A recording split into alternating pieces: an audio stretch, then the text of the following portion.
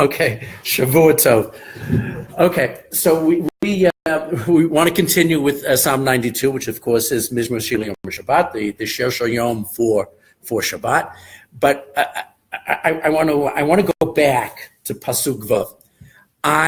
In case you didn't really notice last week, if you were here, I really love Pasuk Vav. It's an extremely meaningful pasuk to me. It's a verse that I think is the true purpose of this particular psalm and poem, and it is that we are just blown away by HaKadosh Baruch Hu and nature and everything that Hashem has created, and Shabbat is the time to stop and appreciate it. And that's very powerful.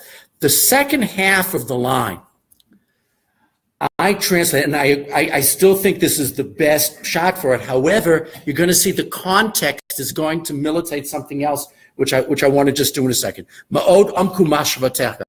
Very profound are your plannings, are your thoughts. Because nature is wonderful, but I can also see how it's all been planned out. And to me, that means the laws of physics, the laws of nature. That means, that all of these physical constants, that they have to be within a certain tolerance, so the cosmos wouldn't exist, and it's extremely well planned out. That I really love that shot. However, to understand verse Chet, there is another approach, and this approach is very popular, and I not only can I not say it's wrong, but it fits into the context very nicely. Very profound, very deep are your thoughts and plannings. That means that HaKadosh Baruch Hu makes sure that everybody gets what they deserve. The good guys get rewarded and the bad guys get punished. But you have to be intelligent enough to look at the world and observe that. It's very subtle. And by the way, some people translate this not just that your thoughts or your plans are deep, but they are extremely subtle. Because you have to be able to notice that that ultimately everybody gets what they deserve.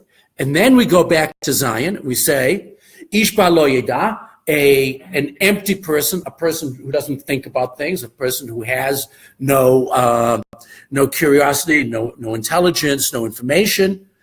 He doesn't get it. He doesn't know this. Ukasir lo yavinazot. And a fool may know a lot. What makes the person a fool is they don't understand what information they have. The Ba'ar doesn't have any information. The Ksil has the information, but doesn't know what to do with the information. And it's really that person that we're talking about in Pasuk Chet, and this is new. Bifroach Risha'im Kamo Esav. What happens if Kamo Esav, I'm sorry. No, this has nothing to do with Yaakov's brother. The bad guys proliferate. What's my translation? The wicked spring up. Okay. Befroach pricha means blossom, and I think that I think that's what that it's proliferated. I like a little bit. Okay. What do you have? I'm sorry. Flourish. Okay, that's good. Flourish is good. Okay, Kamo Esav, like grass. Well, what's true about grass or weeds, if you want? What's true about it? It grows a lot. It really you got a lot of it. However, it's ephemeral. Grass has to be replanted every year. It looks impressive when it's there. But it's not there very long. And this, Shavuot, and this, when I think of this, not that I can suggest anybody goes because there's been trouble in the area, but a lot of people go down into the northern Negev, not that far from Sderot, to go see the kolaniot, the poppies in the season. It's wonderful, but only lasts 2 weeks, and it's gone. And that's the way Rishayim are. It looks like they're succeeding, but ultimately they're not. V'yatzitzu kol poalei oven. And all of their poalei oven, acts of evil, acts of sin, they yatzitzu, they bud. And this goes into like the analogy of the kolaniot. What's the tzitz on a fruit, on a plant? The tzitz. I mean, we know what the tzitz is on the Kohen Gadol, right? But it means the blossom. It's the blossom that it sparkles forth.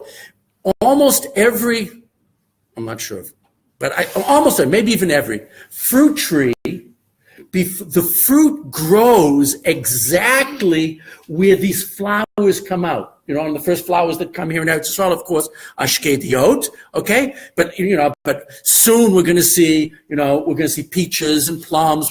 And you've got the tzitz is the flower. And it's from the flower, which only lasts a few days, or well, it depends on the species. You have to be careful because the shkediot stay a little bit longer. But it only lasts a short amount of time. It's very, very beautiful, and it's very, very delicate, and it looks very amazing, but it doesn't last. It doesn't last. I'm sorry? When it's windy. Especially when it's windy, right? True. Okay? And the conclusion should be, even though the Ksil doesn't get it, but we who understand Pasuk Vav and look at things in the long term, lehisham dam ade ad. Their blossoming is ephemeral. Their destruction is eternal. Okay? So what we say at the beginning is talking about how swiftly it comes, and the end is how permanently it's gone. How permanently it's gone. Now this means many things to many people. One of the things that it means to many Meforshim, obviously, is that that Rishayim don't have, Chai Olam Haba. They don't go, they don't live forever. In other words, when they die, they're dead, and that's it. It's all over, kaput, right? But we're saying that the evil guys, they come up quickly and they last for a while, and then they dissipate. But we Jews are able to take a long-term, long-range look at the world and look at history. Because, we know all of these amazing empires existed in the ancient world. We just watched as they rose and they fell, and they rose and they fell, and they rose and they fell. And, we're the only ones left. Okay? Some of them entered the world stage very quickly, and also went away very quickly. Assyria's whole empire was less than a century, and they were an amazing military power. But it was easy come, easy go type thing, and that's being emphasized in Pasuk Chet. V'yata marom la'olam Hashem. But you God, Marom, are overseeing all of this. You're way, way up there. And you have this perspective of everything that's going on in the world, and la'olam, and it's forever. And again, this is something we're supposed to think about on Shabbat. We're supposed to think about, how grateful we are that we're here and that we're continuing and that Baruch Hashem, we're flourishing now. Okay. And Yud is the last of the verses, the middle section, which is about the bad guys. Okay, so we'll finish with the bad guys here, and we'll get to the better stuff in a second. Ki, hine, and remember I said last week that the key in verse hey really means because. Here we go back to that.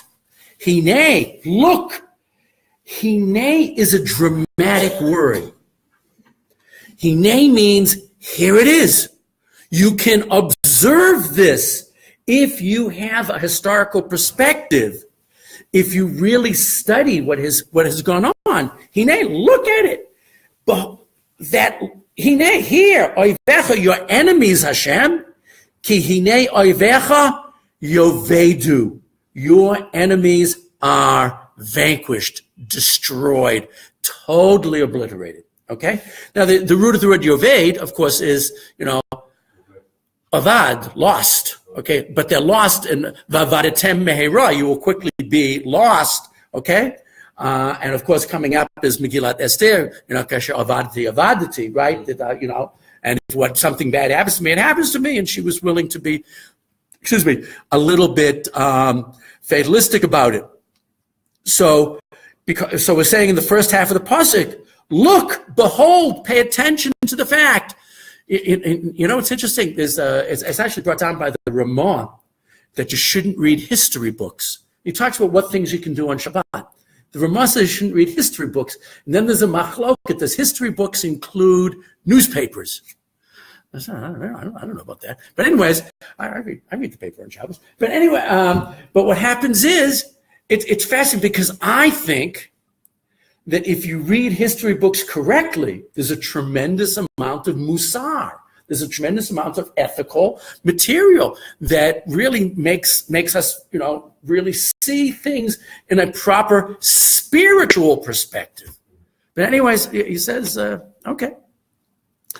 And then at the end of the pasuk, yitpardu kol polei oven. We're back to that expression, polei oven, that all of those people whose actions are actions of evil, sin, bad stuff, yitpardu.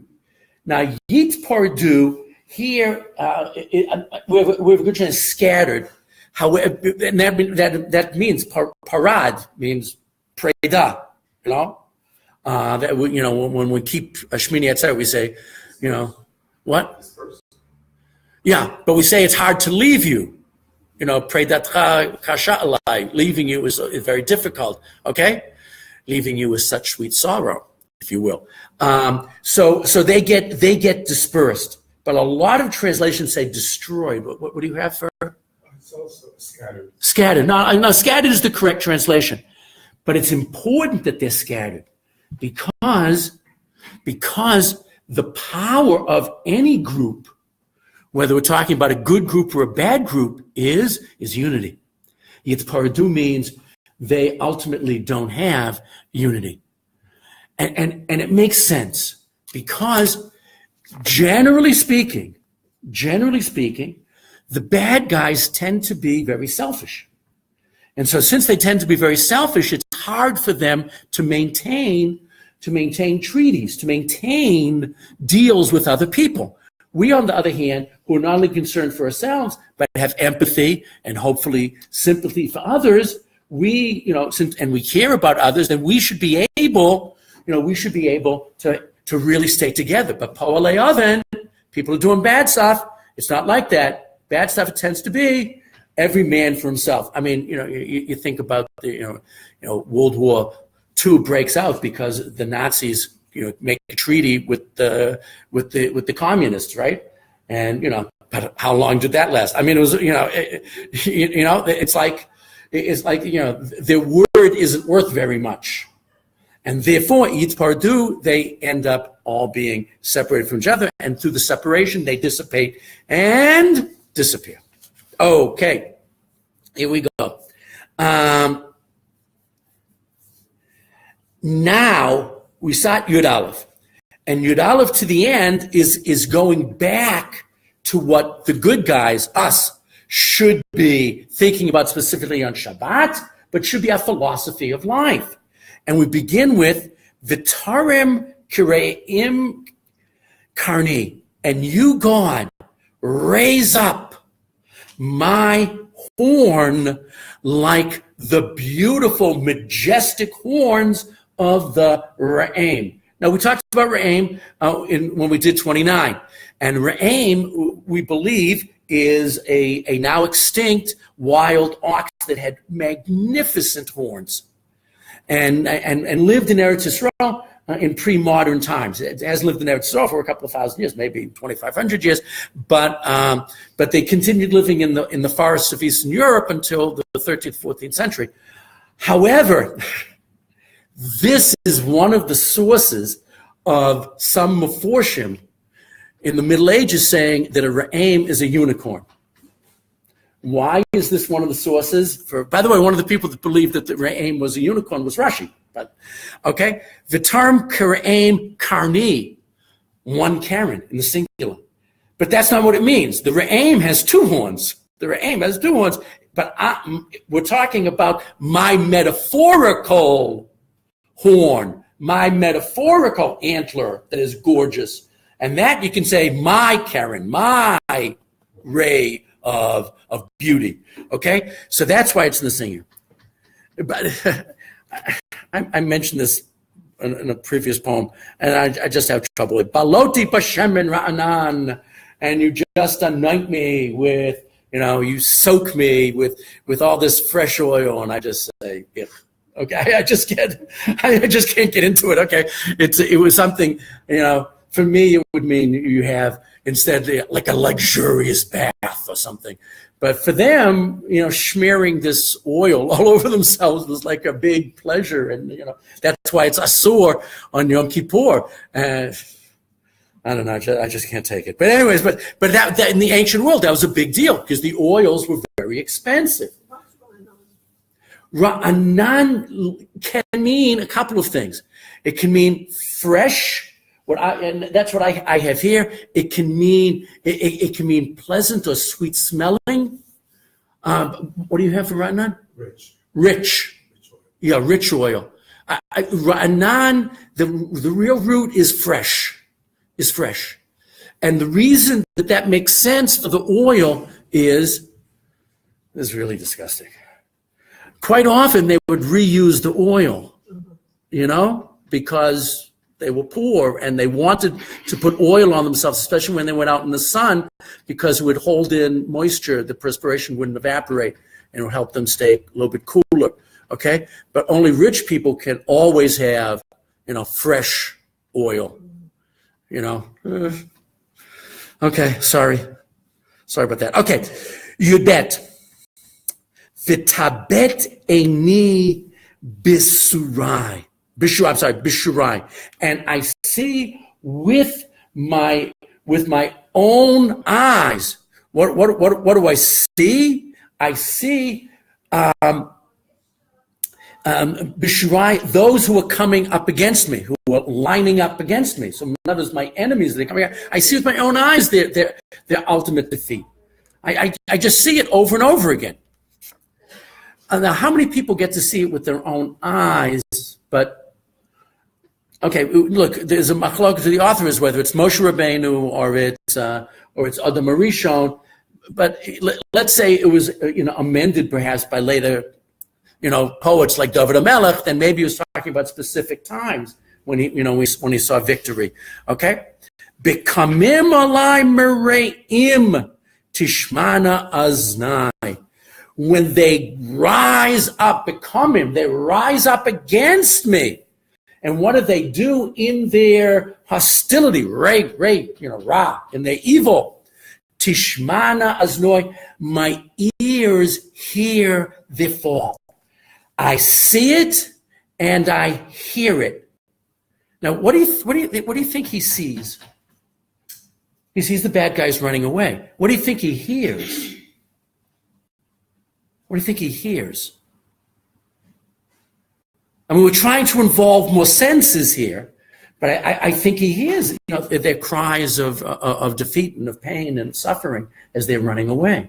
Okay, so he knows we're getting as many senses as possible into it. You see it, but you can also hear it. You can hear the anguish. Okay. Now, the most famous example of hearing their anguish, of course, is the mother of Sisera. When the army, comes back to the town and she's looking out to see her son come back in victory, with the spoils of war, and he's not there, and she sobs. And of course, her sobs were so moving that according to the Gemara in Rosh Hashanah, that we blow 100 kolot on the shofar on Rosh Hashanah because she cried 100 times. So in other words, the cries even of our enemies can be, moving. And this is what this pasuk is referring to. Okay. How are we doing? Okay, good. Yud Gimel. Tzadik katamar yifrach ke'erez balvonon yiskeh. Yud Gimel is in place of Chet. Chet is the bad guys. The bad guys grow like grass. Means they grow quickly and abundantly, but are gone, very quickly and abundantly as well. I mean, it all disappears. Okay? However, a tzaddik, now what I'm going to say first is pshat, then I want to give a couple of other side approaches. A tzaddik is like the blossoming of the majestic Tamar. Now, I don't know how often you see groves of palm trees. If you go down to Ein Gedi, you can see a lot of them. Okay, they're just majestic trees. They're tall and stately and straight, and then you look and there's an abundance of fruit on them. Okay, so that's a tzaddik has and tamarim can give fruit for many, many years. For many, many years. There are some people that believe that the best fruit is from tamarim that have been producing 30, 40 years. The lifespan of a tamar, if properly taken care of, is longer than the average lifespan of a human. And then the second half of the pasuk, ke'erez balvanon yiskeh. And they tower, yiskeh, they reach great height, okay, like the cedars of Lebanon. And the cedars of Lebanon is the Middle East's version of the California redwood tree, right? We don't have the California redwood tree, but we have the cedars of Lebanon, which are so majestic and so beautiful. I remember when, sadly we had soldiers going in and out of Lebanon. And I never went, Baruch Hashem, I never went, but they would talk about how beautiful Lebanese mountains were. The trees and the forests, it was just breathtaking. And so that's what we're saying, that tzaddik has that kind of stature. Now, having said that, there is a couple of Hasidic opinions. One of the Lubavitcher Rebbes said that based on this pasuk, there are two kinds of tzaddikim. There are tzaddikim, they're all good, but there are tzaddikim that are more into a little bit of isolation, and they work on themselves. And he said that this is like the cedars of Lebanon, that you're majestic, but you really don't have fruit that you share with others, as opposed to the preferred form of tzaddik, which bears fruit that others benefit from. Now, I think even the tzaddik that might be a little bit more isolated, I think we benefit from both. The fact that we can, observe them, and many of them write. I think we benefit from both. But the point that this, I forget which Lubavitcher Rebbe it was said. I apologize. I'm sorry. Wood. Oh, the wood is also used. Yeah. Really? The wood from palm trees are good? I have no idea. I know cedar wood is terrific, but for building and for furniture and things like that. Palm trees? Really? I believe you. I don't know. I don't think I remember anyone ever saying they had something. I saw a sign about they make furniture with the tamarim. Very nice. Okay. I think I saw. No, very nice. I have to check again. Okay. I like a statement from the Gira Rebbe, the Sfat Emet. The Gira Rebbe wants to know why are tzaddikim compared to tamarim? What is there about a tamar that really hints at a tzaddik? And the Sfat Emet says, what I'm going to say now says in many places, but he applies it when on this pasuk here. According to the Sfat Emet, the definition of a tzaddik is toho keboro. The inside is like the outside. A real tzaddik, what you see on the outside is what's going on the inside. And that's a very beautiful idea. It's a very beautiful idea. And when you look at a tamar, there's almost no skin. In other words, when you peel off the little skin, I'm talking about fresh, okay? You peel off the little skin, it looks basically the same. You know, it looks the same. Because the skin of it is not, which you can eat, but if you try to peel off, it's not so easy. Try to peel off, you see it's translucent. That's what you see at the outside is what's inside. And he feels that that's what's important about the tzaddik. The tzaddik, like the tamar, what you see is what you get. There is no attempt to fool you. There's no attempt, to pull the wool over your eyes.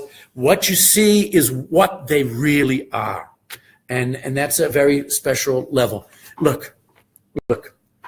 All of us, generally speaking, put up a certain amount of, of barriers. I mean, we do. It's for self-protection, okay? So we're not talking about something that's perfect, but a real tzaddik, what you see is who they really are, and it's a very, very powerful thing. And I want you to know, I have a daughter, Tamar. And she is the most expressive of my kids. And it's interesting. We had no idea when we named her, but she really is a Tamar. What you see is what you get. It is, if she's not in a good mood, you can tell in a second. If she's in a great mood, which is Baruch Hashem most of the time, she's smiling and happy, and it's really like a Tamar. It really worked out, Some of my other kids are a little more cunning. But she's just straightforward. That's it. And it's great. So tzaddik k'tamar yifrach, ke'erez baron yiskeh. But it's more than that. It's not just that they're tall and stately and giving and close to permanent, okay? Last a long time. Yudalid, shitulin b'veit Hashem. They're planted in the house of God. In other words, the real tzaddik from the metaphor in verse 13 is planted in the house of God. Bechatzrot Elokeinu yafrichu. They blossom in the courtyards of Hashem, which means they last forever. The tzaddik who's being compared to these long-lasting trees as opposed to the ephemeral grass. But these guys, they continue to just, go on and literally forever. Because remember we said up top that the grass not only goes away now, but it's gone forever. Well, here we're saying these things are permanent and they can really last forever. Now, I remember Rabbi Bravender went to the 70th birthday party of Reb Farbstein, Oliver Shalom, we're talking 20 years ago, and who was the Rosh Yeshiva of Hebron in Givat Mordechai. And he's and he was a big Talmid Chacham and a wonderful, wonderful man.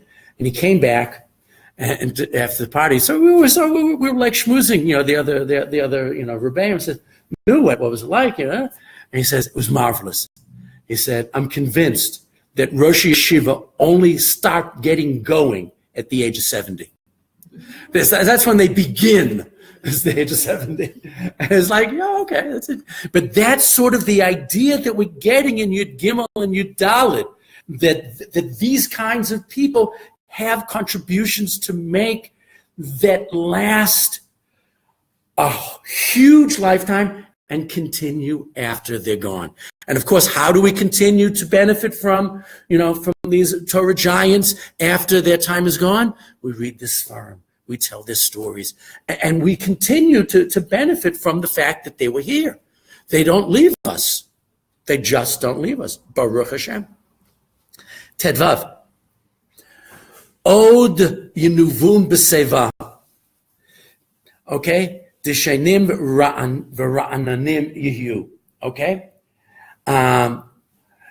In their old age, b'seva. Seva, I told the story about Reb Fabstein that the 70, seva is what age? Anyone want to, based on I'm sorry?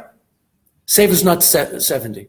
Bifnei, right, 60. Bifnei seva takum, you have to get up for an old person, and that includes buses. You have to get up for an old person, and the old person in the thing, seva, which really means white hair. I definitely got that, is the age of 60, okay? But they continue to produce after the age of 60. Why do you think the poet chooses the age seva, and we assume that that's 60? What was true about 60? Half a lifetime. Halavai. No, but right. You know, I'd may have asked him, sure not. No. That's not. It's a good answer. No.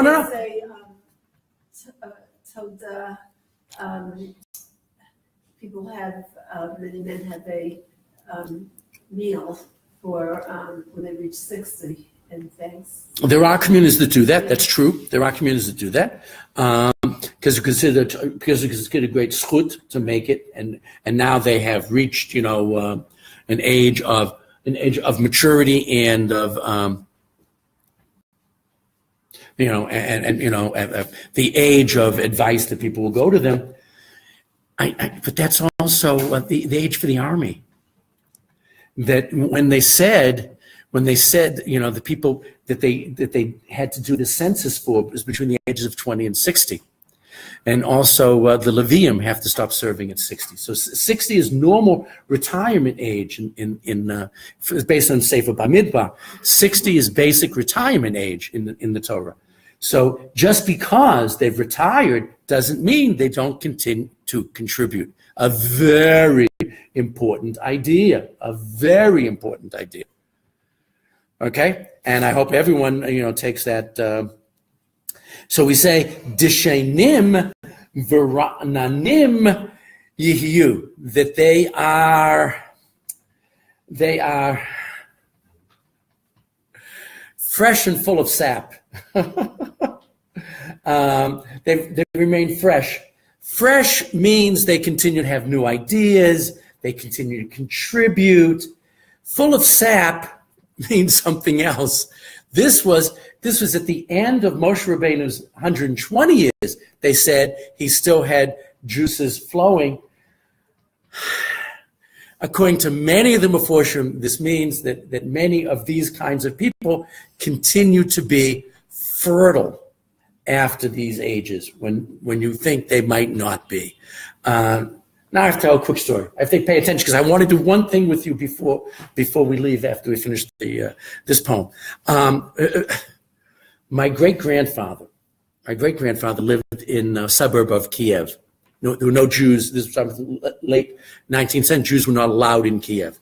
Lived in Zhashkin, not important. So he was married to a woman for 10 years, and they had no children, so he divorced her, which is a halacha. You can divorce a wife after 10 years of marriage if you have no children and not have to pay her ketubah. So he divorced her. He married a second wife, and when he was a relatively young man, and they had a number of children, I don't know how many. She died when he was in his late 60s. At the age of 70, he married a third wife and had 3 more children. And my grandfather was one of those 3 children that was born after the age of 70. And it's like he must have been a tzaddik. He must have been a tzaddik. My grandfather used to say that he fasted every Monday and Thursday.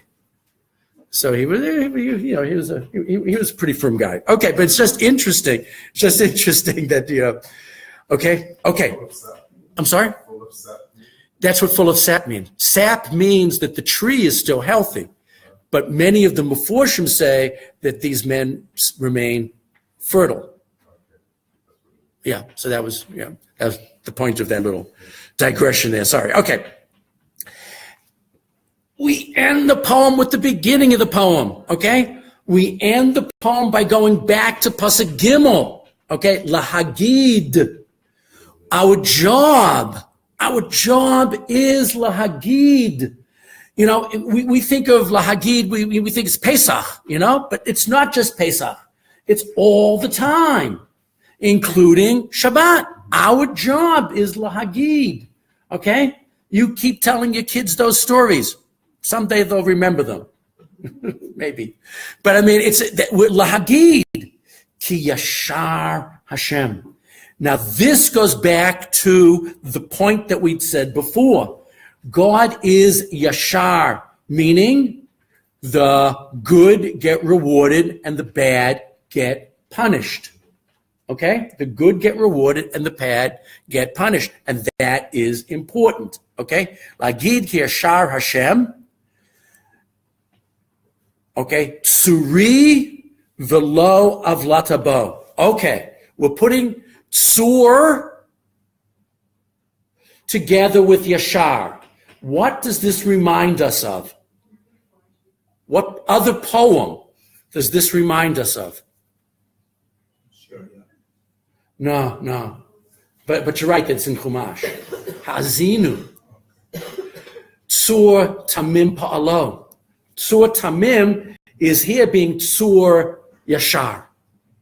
Okay? Remember, Tsur, we've had Tsur before, and we will again. Tsur is a word that a lot of the poets like a lot. Tsur means a massive rock, okay? Tsur means the rock of Gibraltar. Hashem is the immovable object, okay? And that's very important. But he's not only the immovable object, but he's Yashar. He's not a roadblock. He's the bedrock. He's the foundation of being true and upright and honest and good, which is why we believe that ultimately the good get rewarded and the bad get punished. This is going back. So in other words, we're saying, okay, I look at nature, and what I see at nature is supposed to eventually give me moral lessons. We begin the poem with nature. We end the poem with moral lessons. Okay? And that's very important. That's very important that we learn from observing nature these moral ideas. Turi velo avlatabo, there is nothing that is avail, there's nothing that is perverse or wrong or crooked in HaKadosh Baruch Hu. Okay? And that's how we end the poem. And there's such a wonderful progression from observing and appreciating nature and then moving to how that teaches us about bad guys and more importantly teaches us about good guys. And that's what we do on Shabbat. We hopefully have the kind of time that we can sit and contemplate this material. Okay, I left myself on purpose a few minutes. This poem is often followed by the next Psalm 93. No. I'm going to ask. I didn't take a Siddur, which was a mistake. I'm going to ask you to read just the first pasuk in Psalm 93. We're just going to do one verse, but you're going to see it's a very important verse. Okay.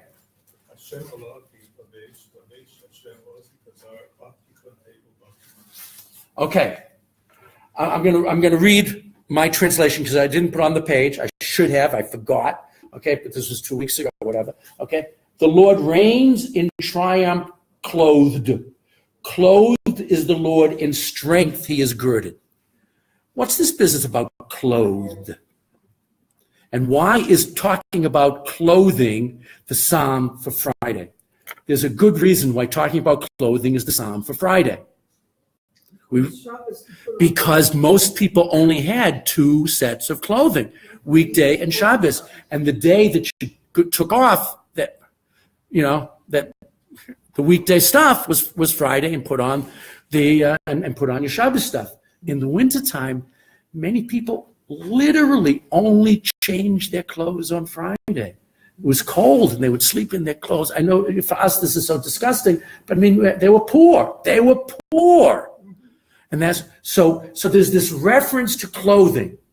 And we say Hashem is Lavesh. Now, this is very important. There are two words in Hebrew for clothing. And most Meforshim say that Hebrew has no synonyms. The two words for clothing are levush and beged. Right? Now, what's the difference between levush and beged? And it's a subtle but very, very important difference. Beged is related to the word boged. Well, what's a boged? Traitor. A traitor. A beged hides who you really are. A beged is trying to give an impression to the outside world that what's inside you is different. This goes back to the Sfat Emet and the Tamar. Because a tzaddik, what you see on the outside is what you see on the inside. A beged is clothing. Now, we use it in modern Hebrew as just the stam term. I'm talking about more in poetry and in biblical verse, okay? Even the big day kahuna, are trying to say that the Kohanim, are angels. They're like the Malchei HaSharet. So the fact that it's a little bit of a misrepresentation is good for the temple experience. It's good for the temple experience because it keeps us, hopefully, in awe of the Kohen, especially the Kohen Gadol. Okay?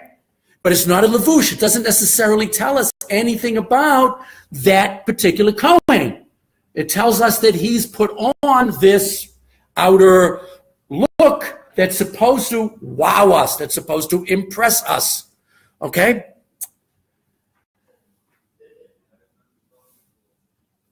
Normally, we wear clothes that are neutral. They don't necessarily say anything about us. But on Shabbat, we're supposed to dress as nicely as we can. And the people that understood this the best, even though I'm not going to change my ways, but were really the Hasidim. The Hasidim really understood this because the clothing that the Hasidim wear, generally speaking, was the clothing that was worn by nobility in Eastern Europe, especially the Strymel or the Spodek, depending upon where in Eastern Europe. And this was, they were saying on Shabbat, I'm royalty. During the week, please forgive me, during the week, I'm treated like scum. The lives of most European Jews in the 17, 1800s was miserable. And Shabbat was a real break in the misery of life. And they would dress and sit at their table like royalty. Well, the regular chassid like nobility, and the Rebbe like royalty. And this was an important symbol. And it was not a beged. They weren't hiding anything. They were proclaiming, this is who I am as a Jew. I am nobility because we are a Mamlechet Kohanim and a Goy Kadosh. We are a kingdom of priests and a holy people. And on Shabbat, I'm able to reveal the truth about who I am. Even though during the week I get kicked on and spat on and beaten, okay? But not on Shabbat. And that's a very, very important idea. So when I come to Shabbat, this clothing, the nicer clothing, I want you to know, people make fun of me in Baka, but I still have to wear a suit on Shabbos. I mean, not when it's really, really hot in the summertime. But I mean, if it's cool, I want to look, special and different, on Shabbat. And, and so it's important. And that's what this pasuk is saying. And it says it, we say it on Friday morning, but then on Friday night and again on Shabbat morning, we repeat it. And we repeat it to say, all these things I'm doing on Shabbat, I'm eating better, I'm looking better. This is not phony. This is levush. This is the real me. This is not a cover-up. And this idea is extremely, extremely important, which is why it's important that we say it on Friday morning. By the way, it's also important that we have a very short psalm for the day on Friday morning because it's mutar to be in a hurry. Normally, you're supposed to take life slow, but it's okay to rush on Erev Shabbat, so it's good. So it gets you going. But this idea is very powerful, and it takes Friday and it feeds into Shabbat. And of course, even HaKadosh Baruch Hu, is more revealed on Shabbat. And again, it's the mystics that see it more than the rest of us. And we see more of the reality of HaKadosh Baruch Hu, which is why the Pasuk talking about HaKadosh Baruch Hu uses the term levush, that Hashem, even Hashem on Shabbat, is showing us aspects of his reality, of HaKadosh Baruch Hu's reality that we don't see during the week. And that is a levush. Now, if we were really mystics, we would say that there's a different levush for Friday night, for Shabbat morning, and for Shabbat afternoon. And that's the idea in Askinu Sudati, that the lines there about the different names we use for Kadosh Baruch Hu. But Hashem, it's not just that Hashem has different names, that the Mekubalim really see Hashem as appearing differently at each of the different at the different junctures of Shabbat, and it's a very beautiful and a powerful idea, and it's all hinted at in the first line of Psalm 93. So it's not a coincidence that we put them together all the time, or many times. Okay, I just want to say one thing about next week as we are getting to the 50-minute point. Next week, we're going to take a 1-week break from Psalms. I'd said this a couple of weeks ago. Just next week, we're going to spend 1 week on the poem Lecha Dodi. Now, I told you Lecha Dodi, a tiny, it's a beautiful poem, I love it, but a tiny bit upsets me because the original idea was we're supposed to say Perek Chavtet connected to 29, the poem before Lecha Dodi with 92, because they feed into each other. Similar themes. And again, Chavtet has God's name 18 times, representing Shmona Esrei during the week. And in 92, we have HaKadosh Baruch Hu's name 7 times, representing the brachot of the Amidah on Shabbat is seven blessings. Okay? So they really should be connected. And in Tzfat, in the second half of the 16th century, they separated them to put in this poem whose themes are very different. The themes are beautiful, but very different. So we're not, because it's not a psalm, I don't want to spend too much time on it, but I think it's worth taking a look at, and why it was placed where it was placed. Okay, so everyone should have a wonderful, wonderful week.